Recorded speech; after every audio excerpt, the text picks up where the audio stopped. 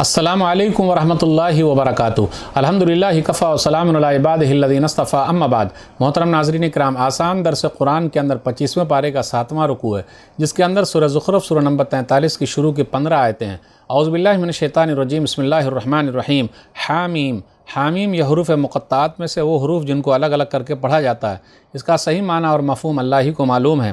والکتاب المبین، روشن کتاب کی قسم۔ انا جعلناہ قرآنا عربیا لعلکم تعقلون، بے شک ہم نے اسے عربی زبان کا قرآن بنایا ہے تاکہ تم لوگ سمجھو۔ وَإِنَّهُ فِي أُمِّ الْكِتَابِ لَدَيْنَا لَعَلِيٌّ حَكِيمٌ، اور بے شک یہ قرآن ہمارے پاس لوح محفوظ میں ہے، بڑی شان والی حکمت والی کتاب ہے۔ أَفَنَضْرِبُ عَنْكُمُ الذِّكْرَ صَفْحًا أَن كُنتُمْ قَوْمًا مُسْرِفِينَ، کیا ہم اس قرآن کو تم سے اس لیے دور کر دیں، اتارنا چھوڑ دیں کہ تم حد سے گزرے ہوئے لوگ ہو۔ وَكَمْ أَرْسَلْنَا مِن نَبِيٍّ فِي الْأَوَّلِينَ، اور پچھلی قوموں میں بھی ہم بہت سے نبیوں کو بھیج چکے ہیں۔ وَمَا يَأْتِيهِم مِّن نَبِيٍّ إِلَّا كَانُوا بِهِ يَسْتَهْزِئُونَ، اور جب بھی لوگوں کے پاس کوئی نبی آتا تھا تو وہ اس کا مذاق اڑاتے تھے۔ فَأَهْلَكْنَا أَشَدَّ مِنْهُمْ بَطْشًا وَمَضَىٰ مَثَلُ الْأَوَّلِينَ، اس طرح ہم نے ان لوگوں کو ہلاک و برباد کر دیا جو ان عرب والوں سے کہیں زیادہ طاقتور تھے، اور پچھلے لوگوں کا حال پیچھے گزر چکا ہے۔ وَلَئِنْ سَأَلْتَهُم مَّنْ خَلَقَ السَّمَاوَاتِ وَالْأَرْضَ لَيَقُولُنَّ خَلَقَهُنَّ الْعَزِيزُ الْعَلِيمُ، اور اگر آپ صلی اللہ علیہ وسلم ان مشرکوں سے پوچھیں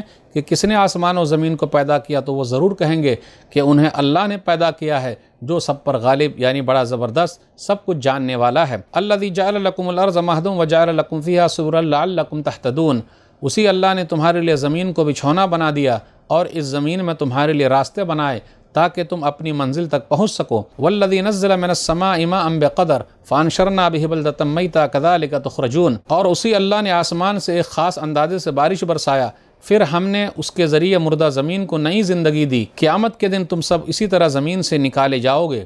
والذی خلق الازواج کلها وجعل لکم من الفلک والانعام ما ترکبون، اور جس اللہ نے ہر طرح کے جوڑے پیدا کیے اور تمہارے لیے کشتیاں، جہاز اور چوپائے بنائے جن پر تم سوار ہوتے ہو۔ لتستووا علی ظہورہ ثم تذکروا نعمت ربکم اذ استویتم علیہ وتقولوا سبحان الذی سخر لنا ھذا وما کنا لہ مقرنین، تاکہ تم ان جانوروں کی پیٹھ پر اور گاڑی پر سوار ہو کر بیٹھ سکو، پھر جب تم اس پر اچھی طرح سے بیٹھ جاؤ تو اپنے رب کی نعمت کو یاد کرو اور یہ کہو، یعنی یہ دعا پڑھو، پاک ہے وہ ذات جس نے اس سواری کو ہمارے بس میں دے دیا، ورنہ ہمارے اندر اس سواری کو قابو میں لانے کی طاقت نہیں تھی۔ وَإِنَّا إِلَىٰ رَبِّنَا لَمُنْقَلِبُونَ، اور بے شک ہم اپنے رب کی طرف لوٹ کر جانے والے ہیں۔ وَجَعَلُوا لَهُ مِنْ عِبَادِهِ جُزْءًا إِنَّ الْإِنسَانَ لَكَفُورٌ مُبِينٌ، اور کافر و انکار کرنے والوں نے اللہ کے لیے اس کے بعض بندوں فرشتوں کو اللہ کا حصہ بنا دیا، بے شک انسان بڑا ناشکرا ہے، احسان فراموش ہے۔ ناظرین اکرام، آسان درس قرآن کے اندر 25ویں پارے کا 7واں رکوع، جس کے اندر سورہ زخرف سورہ نمبر 43 کی شروع کی 15 آیتیں ہیں۔ سورہ زخرف نزول کے اعتبار سے ترتیب نمبر 63 ہے۔ زخرف کے معنی زیورات، سونے اور چاندی، اس کا ذکر آیت نمبر 35 میں آیا ہے۔ یہ مکی سورہ ہے، اس کے اندر 89 آیتیں ہیں اور 6 رکوع ہیں۔ سورہ زخرف کا خلاصہ، سورہ زخرف کے شروع میں قرآن کے بارے میں ہے کہ یہ عربی زبان میں ہے، اس کے بعد ہے کہ آسمان و زمین کو کس نے پیدا کیا، یہ سب مانتے ہیں کہ اللہ نے پیدا کیا، اس کے بعد ہے کہ اللہ نے ہر چیز کو جوڑے جوڑے پیدا کیا ہے، اس کے بعد سواری پر سوار ہونے کی دعا آیت نمبر 13 اور 14 میں ہے، اس کے بعد ہے کہ لوگوں نے اللہ کے بندوں میں سے اللہ کا حصہ بنا دیا، انسان بڑا ہی ناشکرا ہے، انسان نے اللہ کے لیے بیٹیاں اور اپنے لیے بیٹے بنائے، فرشتوں کو اللہ کی بیٹیاں کہتے ہیں۔ اس کے بعد ہے کہ لوگوں کو ایک اللہ کی طرف بلایا جاتا تو کہتے ہیں ہم نے اپنے باپ دادا کو ایسے ہی پایا اس لیے ہم اسی کے طریقے پر چلیں گے۔ اس کے بعد ابراہیم علیہ الصلوۃ والسلام ان کی قوم کا ذکر ہے۔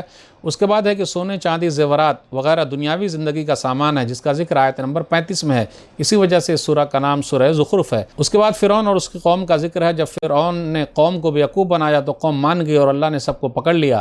اس کے بعد عیسیٰ علیہ الصلوۃ والسلام کا ذکر ہے کہ ایک اللہ کی دعوت دی۔ اس کے بعد جنتیوں کا ذکر ہے کہ من پسند چیزیں انہیں ملے گی۔ اس کے بعد جہنمیوں کا ذکر ہے، وہ لوگ جہنم کے داروغہ مالک سے کہیں گے کہ تم لوگ بات کرو، اللہ فیصلہ کر دے، یہ آیت نمبر 77 میں ہے۔ اس کے بعد آخر میں نبی صلی اللہ علیہ وسلم سے خطاب ہے، آپ درگزر کریں۔ آیت نمبر 3 پر غور کیجئے، انا جعلناہ قرآنا عربیا لعلکم تعقلون، بے شک ہم نے اس کو عربی زبان کا قرآن بنایا ہے۔ یہ دنیا کی فصیح ترین زبان ہے، عربی زبان، اور نبی صلی اللہ علیہ وسلم کو جس سے پہلے خطاب کرنا تھا، جو آپ کے سامنے تو عربی جاننے والے تھے، اس لیے اللہ تعالیٰ نے انہی کی زبان میں قرآن کریم کو اتارا ہے، عربی میں اتارا ہے تاکہ سمجھانا آسان ہو سکے۔ اور الحمدللہ عربی زبان قرآن کی زبان ہے، وہ قیامت تک رہے گی، جنت کے اندر بھی ہے اور قبر کے اندر بھی ہے۔ عربی زبان ہی میں بات چیت ہوگی، اس لیے عربی زبان سیکھیے تاکہ قرآن کریم کو آرام سے سیکھ سکے۔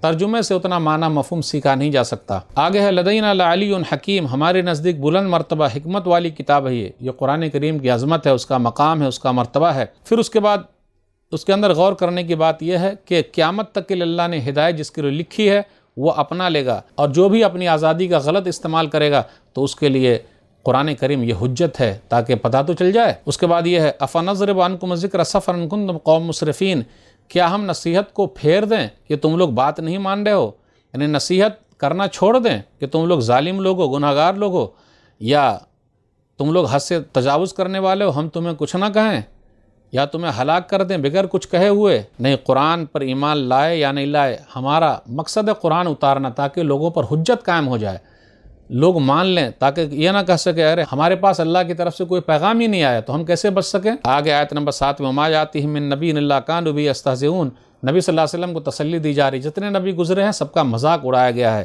اور یہ سلسلہ پرانے زمانے میں رہا ہے تو اللہ نے پکڑ لیا ان لوگوں کو، اور اللہ کافی ہے۔ آیت نمبر 8 سے 14 کے درمیان اللہ کی نشانیوں کا ذکر ہے، جیسے آسمان و زمین کی پیدائش یہ اللہ نے کی ہے۔ پھر اسی طریقے سے مکہ والوں سے کہا جا رہا ہے یہ بتاؤ اس سے پہلے جو قومیں گزر چکی ہم نے اس کو ہلاک کر دیا، فَأَهْلَكْنَا أَشَدَّ مِنْهُمْ بَطْشًا، سختی سے پکڑ لیا، اگر تم بھی نہیں مانو گے تو تم کو بھی ہم پکڑ لیں گے۔ وہ لوگ طاقت و قوت میں بہت زیادہ تھے لیکن ہم نے ان کو پکڑ لیا ہے۔ پھر آگے اللہ نے کہا ہم نے زمین کو بچھونا بنا دیا، بچھا دیا ہے زمین کو، لوگ آسانی سے چل رہے ہیں، پھر رہے ہیں، کھڑے ہو رہے ہیں، جہاں چاہیں وہاں چلے جاتے ہیں، پہاڑوں کو گاڑ دیا اس کے اندر۔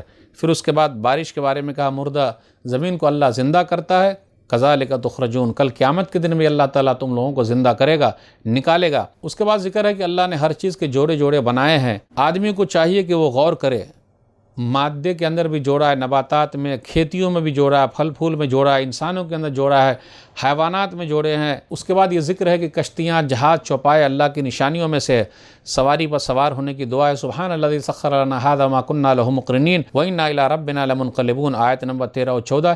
اس لیے جب بھی سوار ہوں، چاہے رکشے پر، موٹر سائیکل پر، ہوائی جہاز پر، پھر اسی طرح ٹرین میں، جہاں بھی جائیں، جو بھی سواری کریں، سائیکل پر، یہ دعا ضرور پڑھ لیں۔ نبی صلی اللہ علیہ وسلم سواری پر سوار ہوتے تو یہ دعا پڑھتے تھے۔ صحیح مسلم کتاب الحج حدیث نمبر 1342، آیت نمبر 15 پر غور کیجئے، وَجَعَلُوا لَهُ مِنْ عِبَادِهِ جُزْءًا إِنَّ الْإِنسَانَ لَكَفُورٌ مُبِينٌ، لوگوں نے اللہ کے لیے اس کے بندے میں سے حصہ بنا لیا، یعنی فرشتوں کو کہا یہ اللہ کی بیٹیاں، نعوذ باللہ، انسان بڑا ناشکرہ ہے، کھلم کھلا ناشکری کر رہا ہے، کفر کر رہا ہے، انکار کر رہا ہے۔ تو ناظرین اکرام، آج کے درس میں بس اتنا ہی۔